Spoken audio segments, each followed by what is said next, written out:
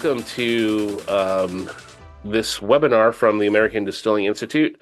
I am so happy and proud to have my wonderful guests from a whole host of areas, from the branding side to the production side to the distillation side, and just bright people who know a lot of stuff that we're going to share with you today. So with that, Caitlin, you want to kick off and do a little introduction, and we'll just go around to Molly and then Karen. Sure, absolutely. My name is Caitlin Bartlemay. I'm the current head distiller of Clear Creek Distillery and McCarthy's American Single Malts. I have been in the industry for 14 years. I was originally hired by Steve McCarthy, who was the founder of Clear Creek Distillery. And then upon his retirement and sale to Hood River Distillers, have now been with Hood River Distillers for 10 years. So I've seen a lot of things, been through a couple different package redesigns, and am absolutely honored and proud to be not only making the first American single malt, but to be the head distiller of the third craft distillery in the country, and we'll be celebrating 40 years next year. So it's an incredible privilege to have a part in the story and the quilt of stories that bring the Clear Creek Distillery brand to life. Awesome. Molly. Sure, yeah. I'm Molly Troupe. I'm the master distiller at Freeland Spirits. I started my industry journey as a student in chemistry before getting a master's in brewing and distilling at Harriet Watt. Since then, I've been working in the Oregon industry. My first job was at Hood River Distillers doing quality control. And from there, I went to a distillery in Bend before I got introduced to Jill Keeler, who's the founder and CEO at Freeland Spirits. And we launched Freeland Spirits in 2017. Beautiful custom bottle, a lot of intent there to show that we're woman owned and operated, and we are so happy to be here with this great panel and looking forward to chatting more about everything under the sun. Awesome. Karen. My name is Karen Locke, and I'm founder and owner of High Proof Creative. We launched in 2018. We're a full service branding and creative agency. We have a team of 8. Everyone has a background in craft spirits. We work primarily in the liquor industry. Located in Portland, Oregon, like most of us here from the Pacific Northwest. Prior to launching High Proof, I was a food and drink writer for 10 years and worked in marketing during that time. I wrote a book about distilling in Portland, wrote for quite a few awesome magazines like GQ and Bone App. But yeah, now I'm doing High Proof Creative these days. Awesome. So just welcome. Like I said earlier, I'm just so grateful for you all. You've touched, my life in some ways for sure. Props out to Stephen McCarthy, who early on when I got into the industry, he was so generous to have me come bug him, and and he was just gracious with his time and having the first American single malt and just a lot of tradition. So I'm very proud that to know someone that's carrying on the torch. And the beautiful bottles that you do, those teardrops, I love those. And of course, Karen, the branding book you have, and then all the influence that you've given the industry is fantastic as well. Well, the discussion in the panel is about pouring a strong brand foundation. So what I hope to get out of this brain trust today is to share with our members and or even non-members, but people in the craft distilling industry, either trying to find their way or trying to improve their status in the industry.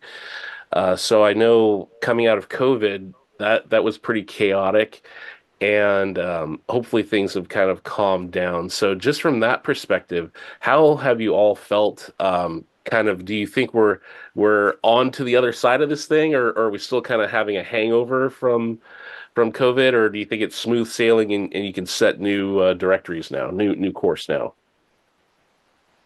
Who's going to draw the short straw and go first? I'm happy to go first. I have I think from the numbers, I think we're kind of easing out of the hangover of the pandemic, I think is what we would all, at least from my perspective, right? The pandemic was a crazy time. We made 22,000 gallons of hand sanitizer, and all sold for cost of goods, which was great. But I think now we went through the ramp up in 21 and 22, and then we all saw things kind of slow down in 23 with, changes in consumer confidence and changes in buying practices, and also just the changing lifestyle of your average consumer, where we're finding ways to reach out to them, how they're finding ways to reach out to us. In a lot of ways, the pandemic really polarized the communication and the way that consumers are willing to get that communication and what they're doing out and about. So I don't think there's ever going to be a time where we go back to the way it was. And I'm also okay with that, right? Change is good and we should embrace it. But I think, 24 is going to be the year that really sets us on what the new normal was. So we had some curiosity and some wonder and some doubt, during the actual pandemic, and then we ramped up and everything was crazy, and then everybody was like, well, maybe we don't need to be quite that crazy anymore. And so now I think we can start building on like really solid trends and seeing that like regular sturdy growth and innovation that isn't quite so harem scarum. Great. Molly?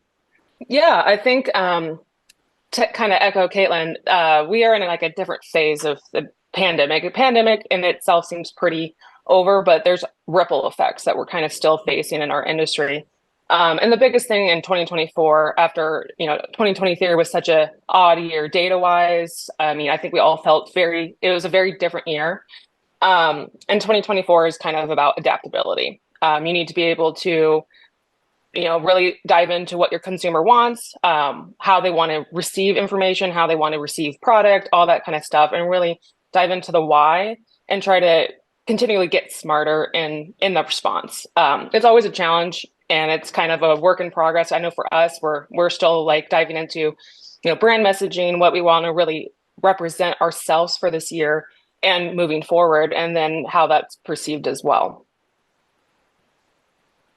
Yeah, on the brand side, it's interesting. 2020 surprisingly was our best year for launching new brands. I think a lot of folks had a plan going, they had the funding, and so they didn't want to stop, even though we didn't really know what the pandemic, what that even meant, right? None of us had been through a pandemic before. But I think kind of what we're seeing right now in terms of the new brands launching is I think people are a little bit more hesitant than even in 2020, which surprises me a bit. But we are seeing fewer and fewer companies coming through and launching this year. So I'm hoping that brands who have been thinking about launching do and continue to create new brands into 2024 and beyond. Yeah, I'm going to pick up on something that Molly said about kind of understanding the customer and getting a feel for their preferences. How do you go about that? And then how would you recommend maybe others go about that?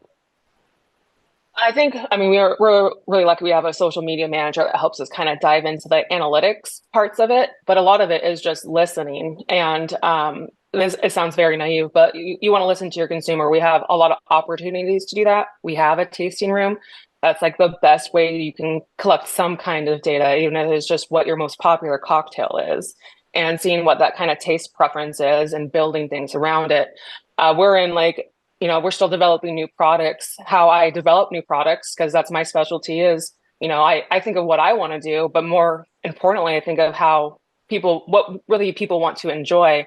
And so we're at this phase right now in this R&D project where I'm still kind of behind the scenes working on it. But part of the plan is to, have this opportunity for the consumers to come in and do a tasting, really be kind of more collaborative and see really what,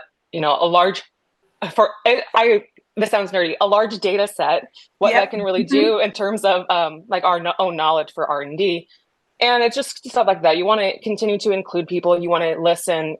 Tastes are changing. We need to be aware of that, and then just figure out how to make that work with your company and with your strategy. Yeah, I absolutely agree with all of that. And I would like to add too, like remembering that Not all of your customers that you should be thinking about as customers are just your everyday person that's going to be wandering in and buying a bottle off a liquor store, trying it at home. Also building that relationship with all the reps and the bartenders and stuff that are going to be pouring your drinks. There is a wealth of information there. They are talking to, tens or hundreds of people, week in and week out. And if they have the opportunity and they're noticing trends, they're noticing comments that people make, they're noticing pull through on certain things and other things, it is a huge wealth of information. And if you don't take the time to build that relationship with your service industry partners, then that's a huge missed opportunity to learn what you're doing right and what you're doing wrong and how to get better. Absolutely. Karen, do you have anything to add to that? Well said. Well said. Yeah. So as far as so these are basic things, like they're common sense, but a lot of times we don't execute on them. Everyone knows, listen to your customers, right? But how often do we actually do that?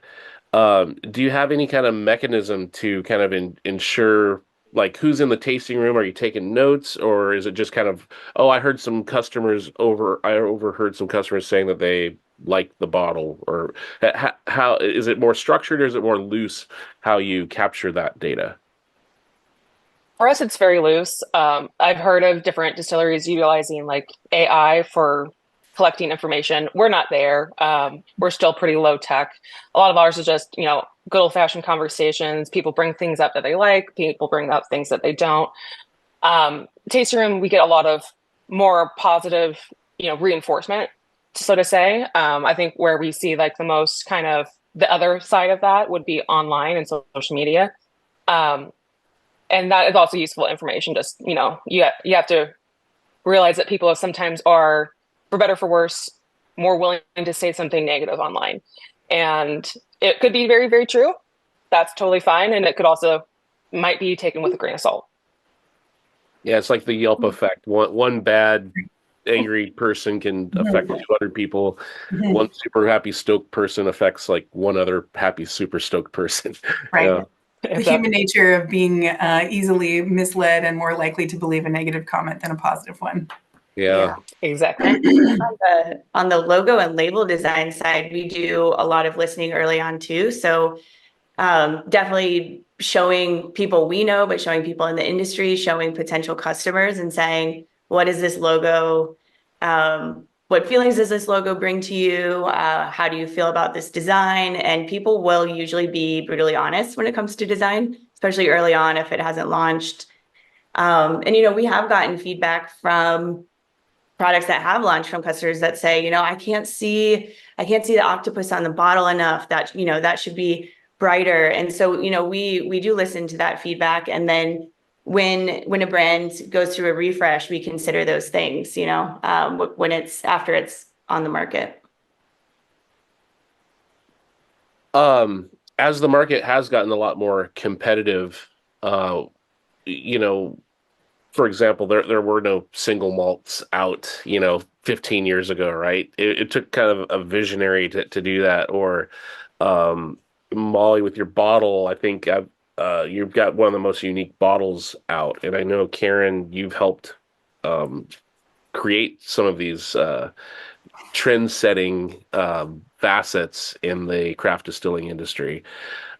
So what do you see kind of coming up? I mean, obviously, single malt is definitely trending now. There's, we've got many companies doing that. But as far as, I guess, alcohol and colors and shapes, do you see anything that's kind of like, oh, this is the future?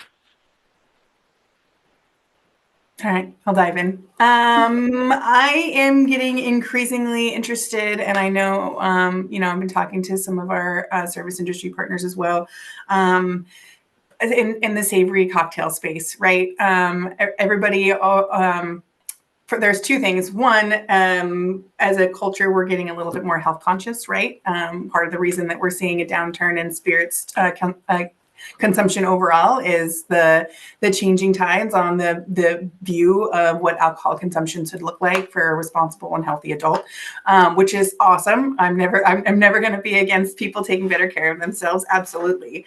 But also, hand in hand with that is keeping an eye on the amount of sugar that you're consuming. And for so long, the lion's share, your average cocktail is going to have quite a bit of sugar in it. It's going to be juice. There's going to be simple in it. There's going to be some sort of syrup, right? And that makes sense. Humans love sugar. We get all kinds of, chemical hits when we have something sweet. We love a sweet treat. But in this move towards, low and no alcohol, there's also a move towards less sugar. And we all enjoy a savory dinner as much as, you enjoy the slice of cake afterwards. And so I think there's a lot of opportunity there to explore a more savory palette and a savory space within the spirits industry and the service industry, right? And that's a really interesting place where a lot of our products can fit in, whether it's a gin or a whiskey or a fruit spirit. There's no reason that we can't be not only developing products to fit that savory space, but also like reimagining what our products can do to serve that space. Yeah, I agree with that as well. One of the other, trends that I'm thinking we're seeing too is it's definitely still focused on that health conscious. It's lower amount of drinking on a daily or weekly basis. It's also potentially lower ABV. Definitely we're seeing no ABV trending as well, but on the lower ABV side, Amari. It's like Amaros, it's just where my mind tends to go. But I think Amari are really going to start trending a lot more. There's a lot of creative space. So I know our distiller friends love, experimenting with it because it is a lot of fun. It's a lot of different flavors that you can look at, a lot of different botanicals, a lot of natural sources. And you can make something that is a little lower ABV, a little bit easier to just enjoy a tipple after a meal, more digestive style. And you can also kind of create it in more of a health conscious fashion that appeals to consumers without actually making health claims. Because obviously we can't do that. Just saying, in case anyone wasn't aware, but I think we all are. Right, but we can make choices like making sure that we're representing the integrity of the ingredients that we're using within exactly those, right? And we're making choices that maybe our colleagues in the 1980s wouldn't have considered. Yeah, exactly.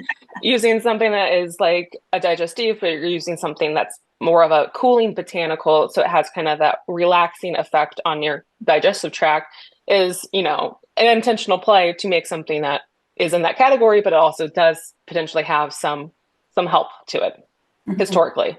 Maybe not right now. Karen, you have any thoughts? Yeah, on the branding and packaging side, we are seeing it trending towards modern, which I do appreciate. There's, when we think of whiskey, and especially whiskey from Kentucky 10, 15 years ago, there was a certain look, right? So foil, traditional, we've seen it happen in wine as well, right? So as opposed to the old world style label, we're seeing really funky wine labels in the industry as well. So photographs on the label, artwork, really trying to stand out on the shelf. So that is one thing I do appreciate that's happening in the spirits industry as well. And then custom bottles as well is something, and Molly can probably speak to this with the Freeland Spirits bottle. We do get a lot of potential clients and clients asking about custom design, very custom bottles.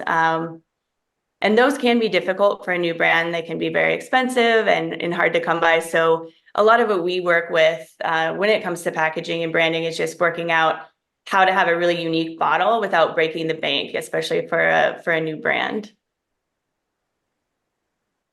I have some Q&A questions coming in from, this one's anonymous, but where do you each see sustainability in distilling industry going within the next year or two? How do you expect distilleries to market things such as grain to glass and local grain and ingredient origination in the coming years? I think that goes, let's see, so sustainability and also marketing grain to glass. I think from the sustainability front, we're chipping away and we're making those changes as we can, right? It's going to be really expensive to completely overhaul everything all at once like we would like to do. But every time we do a package change, every time we talk about, what it means to be Hood River Distillers and what we want to do, we focus on working with local companies, which is, a way to continue. A part of being sustainable is making sure that you're building yourself into your community and you're supporting your community first. But also, that we've, with the Clear Creek relaunch, we've changed from a full-size bottle to a 700 milliliter bottle. And I understand people thinking that that's a price gouge or a shrinkflation event, but they forget the important thing for us as a small business that opens up the ease of opportunity for export, because in the EU they don't accept 750s, they only expect 700s, and so we were having to keep on top of two separate packaging lines, and there is with any packaging, there's always going to be waste and reordering, not having enough, having too much. And so supporting two different sets of dry goods is really not ecological. And so in the ability to streamline our packaging and also keep that door open for export, that's been a huge win for us. And then also with packaging choices, we're doing what we can to work with all of our partners to choose those more ecological options, looking into things and getting bottles that are made from 100% recyclable glass, and doing the consumer education to make sure that they understand that the reason the bottle color is going to change over time and from batch to batch is because it's 100% recycled glass, and that material, the material that goes into each batch is going to be a little bit different, so the color of the bottles will change. And then as far as the marketing from grain to glass aspect, I really think that it's going to tie into the many facets of what being authentic means, right?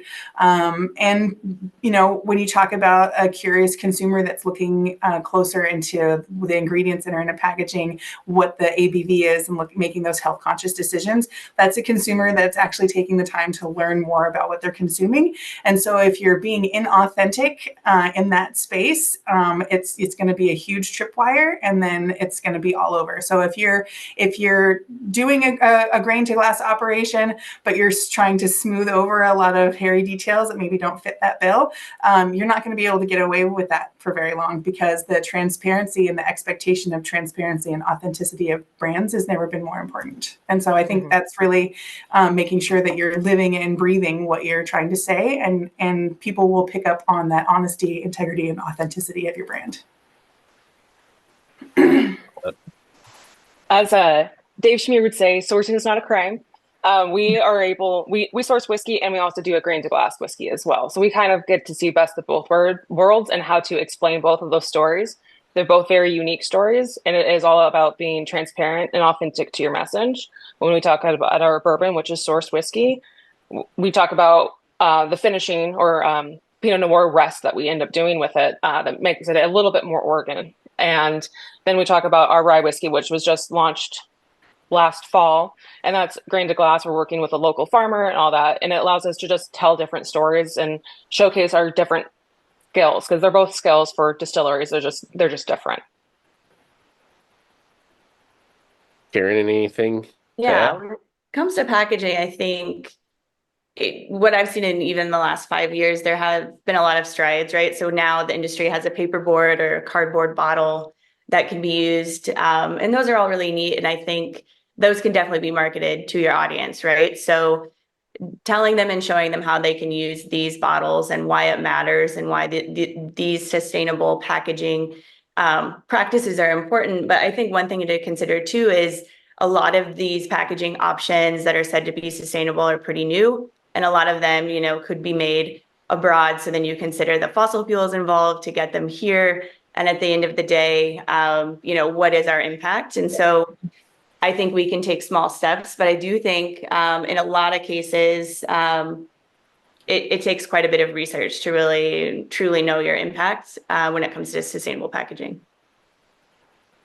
And there's a follow-up question to that. How is sustainability, regenerative, B Corp, carbon net zero, or organic labeling and marketing copy compared now to what it was 5 years ago?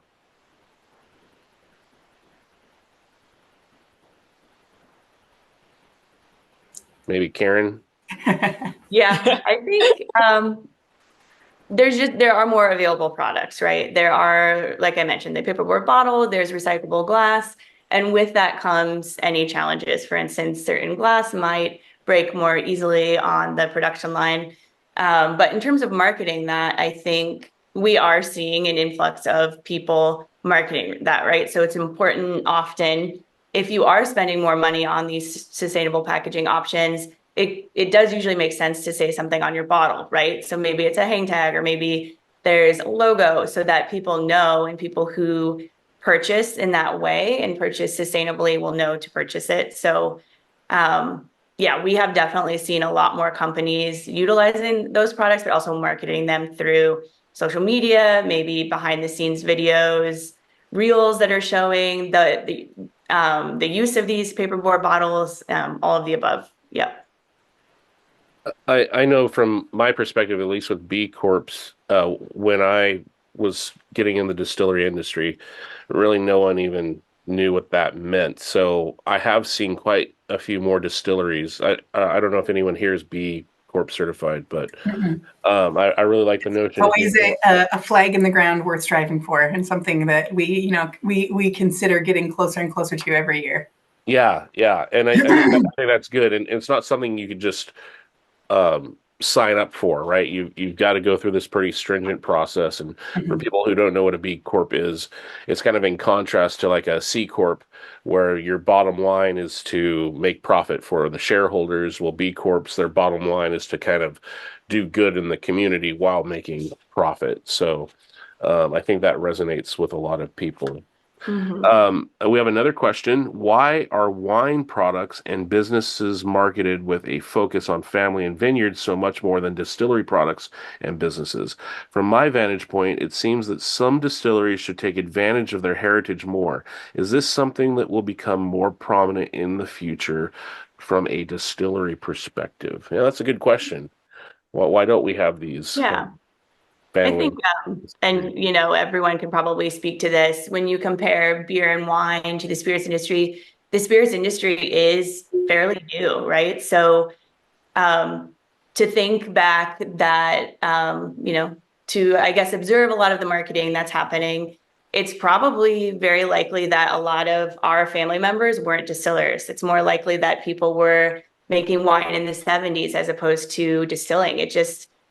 It hasn't been around as long in terms of being able to get the equipment to the US and get the funding and get the recognition needed in order to get that funding to create distilleries in the US.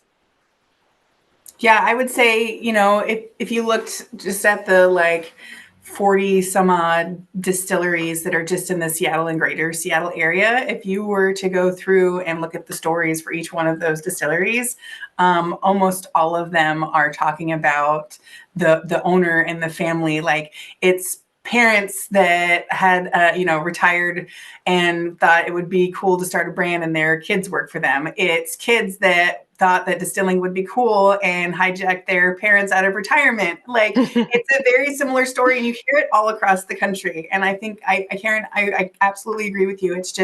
It's so new, and so many of these distilleries are so small that we don't hear about it all the time, because the spirits industry really is still in its infant stages in comparison to brewing and winemaking.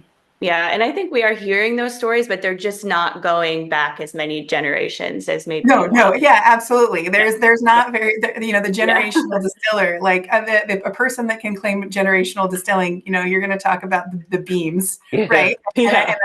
And a large portion of people that trace their heritage through the Kentucky bourbon belt. And then for anybody else, it's going to be, well, my, grandma had a still in the barn, or my grandpa had a still that we ran on the electric stove in the house. Like, totally, stories shared around campfires. We won't talk about the legality of those generational distilleries, but the business opportunity and the availability for that to be something that was many generation family business, just what didn't exist. Yeah, I have the privilege of saying I'm a first generation distiller. Sure. Coming from grandparents who were teetotalers, so very fell far off the wagon, but you can only tell a story that's authentic to you. And that sometimes, especially with distilling, that's very, very modern story. Well, I think that's a good lead into so some of your experiences and how you all did get into the industry. So usually you hear the story about, my grandfather was a moonshiner or whatever. So I love the notion that your grandparents were teetotalers. So why don't we address a little bit about what brought us all here to this great craft movement? Well, the only grandparent story that I have is, I grew up in the middle of nowhere in Eastern Oregon on a wheat ranch. And so, my grandfather was born in the early 1900s. No electricity, no anything. My great grandmother was hauling full cream cans, several miles to meet the train, and the train conductor would stop and he would, take a tally of, okay, Bartlemay, 1 cream can, I'll see you in 3 days, and bring back an empty. And so there used to be some community dances because that was the only thing to do, right? Still, again, no electricity and probably just some people with violins or something like that. And as a young man, him and his buddies would watch all of the adults hide their jugs. All the men would hide their jugs outside, and then they would go and figure out where they all were because they'd watch, and then they'd steal them all and hide them, and then watch the fights break out after the dances. So as far as any kind of story, generational story and involvement with alcohol, I think that's probably my favorite. But yeah, I grew up very agricultural. I was, working for my dad by the time I was 7 because I had nimble little fingers that could find dropped nuts and bolts and could crawl into tight spaces and fix equipment. But I was driving machinery for my dad by the time I was 12, and they started a winery when I was in middle school. So I kind of share some really great stories with Murphy Quint out there in Iowa because, we both know what it's like to get sent back into the bathroom because we haven't washed our hands for lunch, but they're just stained with the tannins from the grapes, and they're actually clean kid hands. And also just my love for food and cooking. I got a degree in food science, and I thought distilling was neat. And I was very fortunate to have Clear Creek Distillery in my backyard. And as Steve would put it, I didn't give him an option not to hire me. I would say that I was persistent and had a lot going for me. But yeah, and then I've been with the brand, had the privilege of being with the brand for 14 years. So that's kind of the long and the short of it. My story kind of comes back to the, oops, sorry, Molly. Oh, you're fine. Go ahead, Karen. To the newness of the industry. I guess I was a food and drink writer in Portland. And again, you hear a lot in Portland, Oregon about the wine and the beer. And I was exploring the city, and I realized that we had, I think at the time, 10 distilleries, at least in the Portland area, and they just weren't getting any coverage. No one was talking about them, writing about them, or really visiting them. So I kind of made it my personal mission to write about distilleries and expose them, especially with so many in Portland 10 years ago, which then led to the book. But that's kind of how I fell for distilling. Have you found that you've reached beyond regional? Have people across the United States said, "Oh wow, this is happening," and they seek you out, or has it stayed kind of more regional? In terms of, I'm no longer writing, but one thing that I can speak to, I guess, is the distillery tasting room and that spreading amongst consumers. I think it kind of depends on the state a little bit and whether or not a cocktail lounge and food and drink is involved. But I will say over the years, I have seen in many other states a lot of tasting rooms and the idea of visiting tasting rooms, seeing a lot of growth there with consumers that wasn't there 10 years ago. And I think a lot of that has to do with creating that comfortable and inviting space. Also, just the industry is growing and has grown over time, and people are coming around to realize that they can visit a tasting room that just the same as they would in beer or wine. And Molly, you were going to say something? Yeah. So my grandma was a born again teetotaler. So she did at some point in her life drink, and I hear that those stories were very fun, but I don't know any of them. The grandma I knew was the one pouring wine bottles down the sink and not making many friends at Christmas for that. But from there, in 7th grade, I decided I wanted to be a forensic anthropologist, and that led me on a journey to get a degree in chemistry. in my junior year of doing that, I realized I did not like the forensic element, but I really loved chemistry. And I started looking at different ways to apply that. And I happened to have a friend that was going to do the UC Davis brewing program. That sounded fascinating. I was, 22? I had no idea that you could make alcohol for a living. And I looked at that program. It was a 2-year wait list. I did a little bit more searching, and I found a program that was a master's degree in brewing and distilling in Scotland. And it was an opportunity to live abroad for a year. I quickly signed up and quickly got in and spent the year in Scotland before coming back to Oregon, where I'm from, and have had the privilege of working for a lot of different distilleries in that time and many years since. I'm going to stick with you, Molly, on your bottle design, because I think it is one thing when no matter where I'm at, I can see that bottle from 10 yards away, right, on the back bar, because it's so unique. For people who haven't seen it, I'll share a link out, but it's this beautiful kind of shape. Would you talk a little bit about the evolution of how that even came as a possibility? Because usually people they say, oh, here's the Oslo bottle, I'm going to put my vodka in that or my gin in that, and it's kind of and then it's done. It takes, to me, a whole different ambition to decide that you're not only going to make good booze, but you're going to present it in a way that's really unique. So can you talk a little bit about your journey and how you came about that, and then how maybe other people who maybe aren't in the industry yet or have a standard bottle and want to get something more unique could go about that? Yeah. So I first met Jill in 2014, and she had told me she wanted to start a distillery, and we kept in contact. And at that point, it was just kind of a concept to be women owned and operated. And we kept on having check-ins. And I think it was around 2015, our check-in meeting was her showing me the bottle that she wanted to do and the why. And the bottle was the teardrop at that time. And I said, Jill, this is amazing. What's why? This, everything I know about the industry is starting with a custom bottle is very expensive. But she kind of nailed it right on the head. It is expensive, but it's an investment. It is something that, we're very conscious of, that it does cost money. It is trickier in sourcing. It's tricky in a lot of different ways. But the one thing that this bottle will do is be able to help tell our story when we're not there.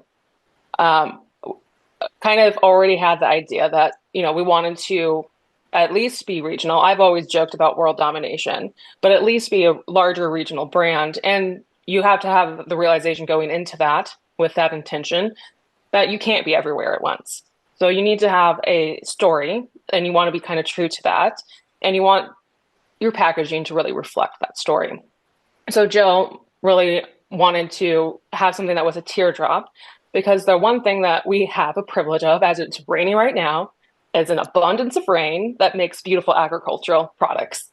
And then it's also a nod to the Teardrop Lounge, which is an iconic cocktail bar in Portland, who were very generous with their time as Jill was going through her initial startup company journey of having conversations, really, at that point. And we worked with a design company that was able to kind of take these concepts that Jill had and then morph them into a living, breathing bottle. From there, it was getting our logo and all that. There's our logo is on the front of our bottle. It's embossed. It's the Lady of the Grain, as we call her. And she represents, Mima Freeland, Jill's grandmother, who's unconstricted from the patriarchy. There's all these different elements to it. It's a lot of layers that go into this whole packaging, but it all kind of comes back to really telling our story, women owned and operated, beautiful, intentional. And the nice thing is, as well, this bottle is throughout all of our products. So we mostly focus on gin, but we also have different whiskeys. We're coming out with a seasonal cherry blossom liqueur in the next 2-3 weeks, something like that, whenever the cherry blossoms are blossoming more. And we are what is called a branded house. So every product that we do is in these bottles. One of the things that we worked really hard in the last, I think it was really 3 or 4 year long process, was actually getting our bottle shape, this iconic teardrop, and then morphing it in from a 750 to a 200 milliliter. And that was a fun process and quite the engineering feat. But it still is that iconic shape. It's very recognizable, just in its mini form. I'm one day rooting for a 50 milliliter, but I do think that might be impossible. I will join you in that. I will join you in that adventure. I want to see a mini as well. Yeah, no, that's great. If you have a petition, I will happily sign it. I dream of that since we started. And all of these, you can tell our brand is recognizable. We've done a really great job of making sure that if you see this bottle shape, you know it's a Freeland product. And there's trade-offs to it, though. The only thing that is a negative for us is, well, there's two potential negatives, and there's just stuff as a brand you have to think through. Is sometimes we get feedback from bartenders that they don't like to pour from it. We worked with bartenders to show like the easiest way to pour. We kind of have a workaround, but again, from an introductory standpoint, that's an extra conversation to have.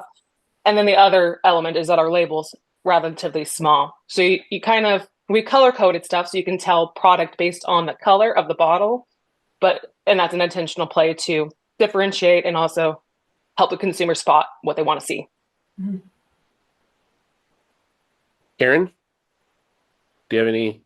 Yeah, a couple points, but on the packaging, I think if you cannot make that initial investment, we work a lot with clients on finding unique stock bottles that will still be available as well, right? So you don't want to run into the issue of you find a very unique bottle and they stop producing it, or it's very, there might be an 8-month wait on getting it back into the US. So we work a lot on that, and then work a lot on other embellishments that can be added to a stock bottle. So screen printing, metal medallions. And in the past 5 years, we really have seen the price go down quite a bit, and the MOQs, so the quantities required in order to make these things happen, with custom closures, that are embossed and engraved. The industry is really coming around and becoming more efficient. So these things that seemed impossible 5 years ago now are much more possible. So all of these additions to stock bottles, that can be one way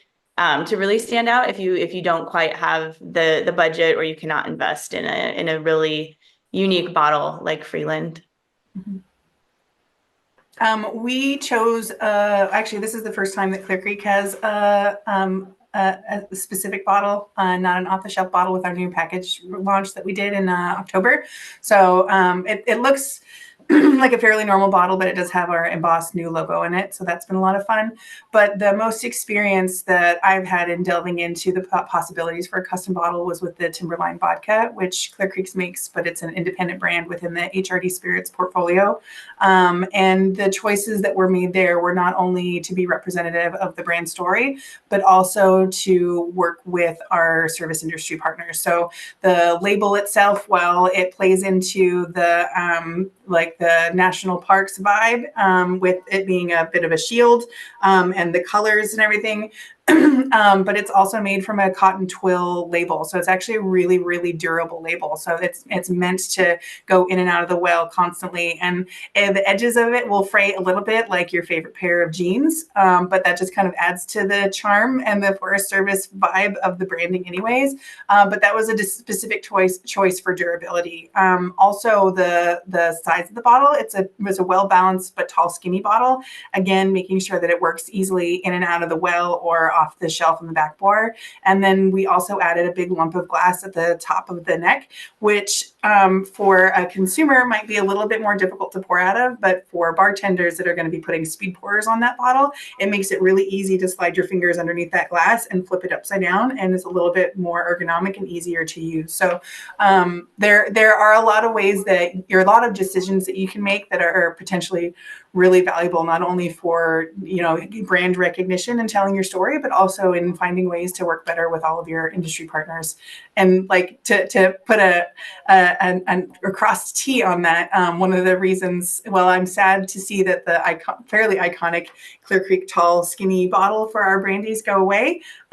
Those never fit on anybody's shelves, including our shelves at home. So it's sad to see those go, but after 39 years, we finally listened to literally everyone, and we have a package now that fits on shelves. So I have my cranberry sitting off to the side because you're Yeah. exactly right. It doesn't, Mhm. it doesn't, but We have always been on the top shelf of every liquor store ever, and we're an eyeline priced item, but we're on the top shelf because it's the only place those tall bottles fit. So I think that's definitely been a choice that's hurt us for a long time because when consumers are considering their budget, I don't even often look at the top shelf because I'm like, oh no, I'm not looking for top shelf stuff. I'm willing to spend here amounts. And so because of our packaging choice, that had us essentially mismanaged in the placement that we should be in the store. I'm going to follow up on the glass, the packaging is one. What are some other strategies uh, that you would recommend or that you found to be successful in keeping your brand kind of in the forefront of the consumer mind? Like what's been something that you can point to that's been successful that might also help other craft distillers to be successful? With the packaging or outside of the packaging? It can be both, but I mean, we're talking about the kind of glass and unique telling the story when you're not there. Are there other things like that you've found that kind of have really helped solidify your product in the marketplace? I'm going to say marketing, but I always think of the movie Field of Dreams, where he's walking through the cornfield and the corn is whispering, "Build it, and they will come." And I think in the past 5 years, I think the industry is getting better, but especially folks with tasting rooms, right? I think the idea is you're going to open your doors and everybody's going to come and love your product, but in order to solidify that branding and really tell that story, it's consistency. It's all the time. I hate to use the term like, beating someone over the head with it, but consumers, it really does take a consumer at least 7 times of seeing your brand to really register and remember and connect with your brand. So outside of the packaging, you could have really great stellar packaging, but if you're not consistent with your marketing and using that branding throughout all of your marketing assets, even, right? So when you're designing flyers and you're going to tastings, is that brand being carried throughout everything you do? That's super important. And the brands that we've worked with who have done that well, obviously they have succeeded. So Are there any tips that you could maybe give besides marketing, right? Once again, it's like what's the old saying, I spent my budget, half of it, I don't know what it did, and the other half did something, that kind of thing. Are there some tips or insights that you could give to distillers when they are working with an agency or they are going to do some of their own internal marketing? What are some best practices maybe to share? Well, in marketing seems like such a basic and bland answer, right? But we wouldn't launch any product in any industry and not market it, so it's essential.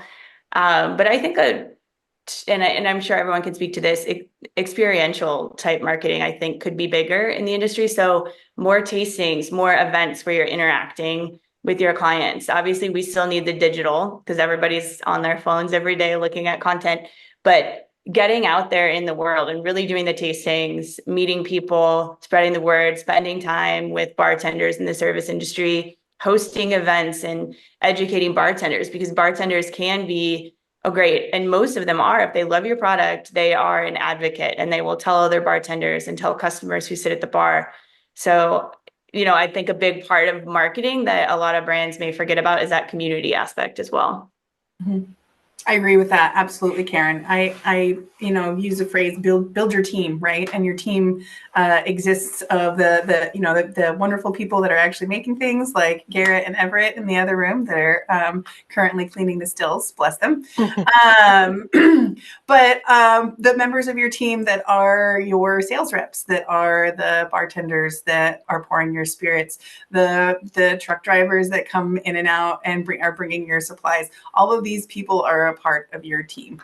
And so absolutely building that network is huge, and being consistent in what you're telling and what you're talking about. But the liquid to lips programs are so huge, especially when you're a small company, a new company. People are generally I'd like to think of myself as fairly adventurous, and occasionally I'll, spend 35 or 40 bucks on something that I've never had before and hope for the best. But that's not an option for a lot of people. And even if it is an option, we like things that are comfortable. We like things that are cozy, and humans always hate change. And so finding a way to reduce to reduce the threat of change, and reduce the spending of money and then not being happy with it. And that's always going to be giving people the opportunity to taste it and try it. If they don't get an opportunity to taste pear brandy, they're not going to spend $45 to buy it on the shelf in a Lark, for the most part, unless they're from Michigan or Wisconsin, or have a recipe in an old culinary cookbook asking for a poire eau de vie, or they maybe watch Frasier too much. And so, but once people have the opportunity to try it, they're like, oh wow, like this is definitely something that's been missing in my life, and maybe brandy isn't scary. And none of those conversions would be possible without the opportunity to taste it. And so in the nearly 40-year history of Clear Creek, we have the bulk of our time doing sales events of any kind, marketing events of any kind. It is always an opportunity to allow customers to not only listen to us and handle the bottles, but to taste the product. Because at the end of the day, you have to do everything you can to reduce that barrier of perceived risk by the consumer and what they're going to spend their money on. Molly? I think that's all very, very good information. It's very true. And as we were talking about this, it just makes me think of, the potential future of direct to consumer, which is a whole other, can of worms. You don't have the opportunity to taste people. So being able to tell your story on the online and getting as much across to a customer to make them comfortable to spend the money on your product, it's going to be kind of an interesting, I'm sure Karen can talk a little bit more about what's being done with that from us. Like, we're just very sticking with, very good, clear, concise tasting notes, trying to incorporate all of our brand imaging and making that very cohesive. Imaging is very important. And then trying to see how that translates to the online customer, where you don't have the opportunity to do a hand sale. It's a very interesting industry problem that we're going to be sifting through as regulations maybe at one time change. And it becomes more and more relevant, but it is kind of on the longer side of our industry from a time standpoint. Yeah, I always joke that you have to be okay with no ROI in this industry. So what I mean is the return on investment on your marketing, right? So if someone sees your Instagram post and then they go into the liquor store and buy it, you're selling a bottle, but that's really hard to track, right? So if you're an analytics or a data person, I think marketing spirits can be very frustrating, right? Unless you're selling online, and that can make it a bit, that can be easier to track for sure, right? Someone clicks on an ad, they purchase it, and we know that came from your marketing spend. But by and large, as we've just discussed, a lot of consumers aren't quite used to purchasing spirits online, especially if your price point is over $30 even, right? $50 bottle can be, and then a lot of times shipping can be costly. So it can be hard to convince folks to purchase online. So I think, Molly had a great point about marketing and really telling your story, whether your story is about you or maybe you're putting it back on the consumer, the target market, and you're telling a story about how they can consume and use your product best. I think, utilizing that marketing online, but being okay with knowing that you might not have direct ROI and analytics for your marketing. We have a question coming in. Who are some of your favorite up-and-coming distilleries across the country that are not necessarily widely known? Favorites. I have someone who comes such to an mind. unfair question because so many friends that I also and so many brands that I really feel are extensions of my own family, and so trying to choose amongst them, like what a mean question. We love all of them. All, yeah.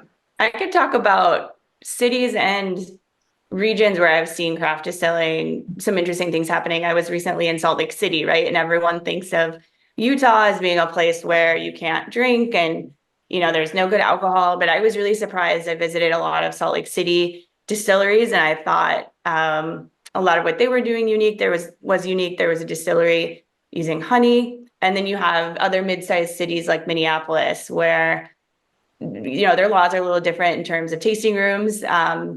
They also have to produce everything they sell, so there's some stuff there, but they really utilize tasting rooms. And when I was back in Minneapolis, I used to live there, but when I went back, people were really hanging out in tasting rooms as if they were bars, right? So, and they were all, I think, in my mind, they were forced to create very creative products because they needed to create them in order to have a bar and serve them. So if they needed an orange liqueur for a cocktail they wanted on their menu, they needed to distill that and produce that. So I think in some ways the laws have forced distilleries and craft spirits products in certain cities to really excel in ways that we didn't expect.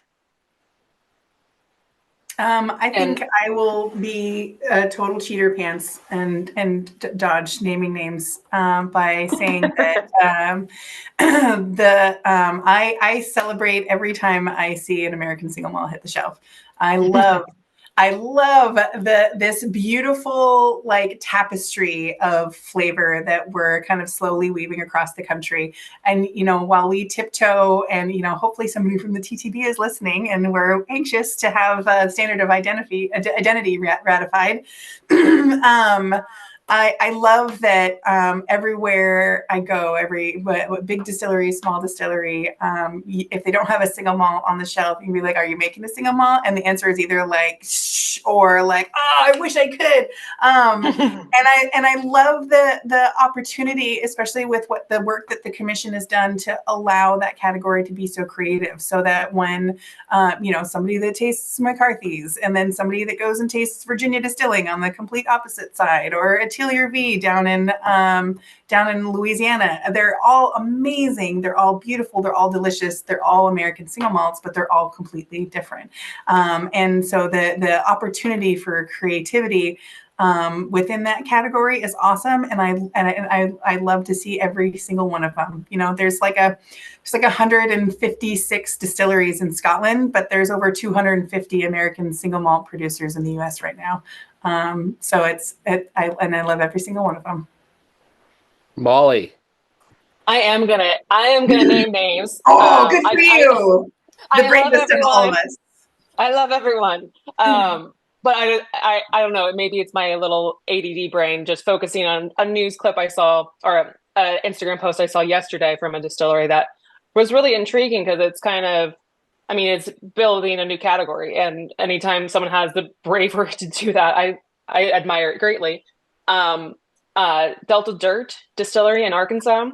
I think they just announced it yesterday that they are coming out with, I believe the name is an Arkansas Brown, and it's a kind of a bourbon, but it's with sweet potato and corn. So they have this award-winning, they came on the scene very hot, winning a huge award in 2022 with their vodka, and then just releasing this aged spirit, which is featuring corn and sweet potato, and I'm sure is going to be very delicious. And the packaging, everything that they've done so far, just looks very neat, very tidy, very true to themselves. It is talking about a kind of a legacy story and reclaiming the farmland that they have had in their family for a long time, and utilizing sweet potatoes now to make different spirits. And I just admired watching their journey, seeing them do really well. And if I can get my hands on a bottle of this, I'm going you to better enjoy it. Find a way to get your hands on a bottle. You better tell me how to do it. I will. We will have a tasting party. It took ages for us to get the sweet potato vodka, or get a chance to taste it. I didn't get to taste it until Tales this last year. So if you find a way, you better let me know. I will definitely, because I've just admired them since I've known about them, and look forward to seeing what they come up with next. This absolutely is going to be a hit, I'm sure. Well, we are almost out of time. This went really fast. It always does. But I would love to finish up with the question of, where do we all see the industry going in maybe the next 48 months. And what recommendations would you give to craft distillers out there? Recommendations. That's a big one. I think, continue to be creative, and continue to support each other. I think that's the big one, right? Deciding to be a part of not only your local community, but your spirits community. 2023 was hard on all of us, and really the last 4 years have been hard on all of us. While the industry as a whole might not be thriving as much as we want it to, it's still a vibrant community of people and businesses that full of opportunity. And so I would encourage people not to silo themselves. If you're having trouble, ask somebody. It's a really great community of people. I love that. I feel that if I don't have the answer to something on my own, that I don't feel like I'm lost in the woods, that I have all of these wonderful people that are making beautiful things across the country, and they're willing to reach out a hand and help all of us learn. In the last handful of years of craft distilling, we've all gotten better, but we've all gotten better together. And it's because of that community. When somebody, learns an important lesson on what works and what doesn't, instead of keeping that and misering that information, we share it with each other, because, the saying rising tides raises all ships. It really is true. Every time any person grabs a bottle of brandy off the shelves, it is a win for Clear Creek, even if it's not a bottle of Clear Creek brandy. It's somebody making that choice to be adventurous and try something new and be interested in a new category. And so I would say just kind of lean into your local community, but lean into your spirits community. Molly? Yeah, all of what Caitlin said, that's great advice. I think this is a good opportunity to also dive into the why, right? Really explore what you're doing from a brand standpoint, the whole company wide. Why are we doing it? Why are we doing it this way? And to correct ship if something's happening not the way that you think it should long term. To really assess how we can improve our sustainability, to assess how we can improve all of our branding, and really just dive into that. It's weird times still. 2023 wasn't great. We're in the beginning of 2024 still, or a quarter of the way through. I don't know. Time is weird, and it just paying attention, using data, however you can gather it, and then always trying to do better. And you definitely, as Caitlin said, look to your community for some help with that too if you need it. Mm-hmm. And I always have the not so romantic answer of consistency. So consistency, that's a lot of the brands we work with. It can be hard because the budget's not always there, but even for High Proof Creative as an agency, I wake up every morning and think about the brand and how it's evolving and how I can continue to put in that work. After you have your logo and your label, the brand is nowhere near done. It never ends until the brand ceases to exist, right? So consistently working on your brand and thinking about your brand and putting it out there is, I think, my number one piece of advice for sure. Well, thank you so much. As part of the American Distilling Institute, which is the oldest craft distilling community on the planet, I am so honored to have all of you share some insights with our greater community. And if you get a chance, try some of these wonderful spirits. At the end of the webinar, I'll have links out to everyone's respective distilleries or your creative agency. And just once again, thank you so much. Any parting last words from anyone? Again, thank you so much, Todd, for asking me to be a part of this panel. I hope you ask me to do more panels. But thank you so much for all of your hard work. And really, when you talk about, rising tides raise all ships, the work that you do is helping all of us. So I really appreciate your efforts in taking care and shepherding the community as much as we are. Thank you. All right. Cheers, everyone. Have a great day, and we will talk to you soon.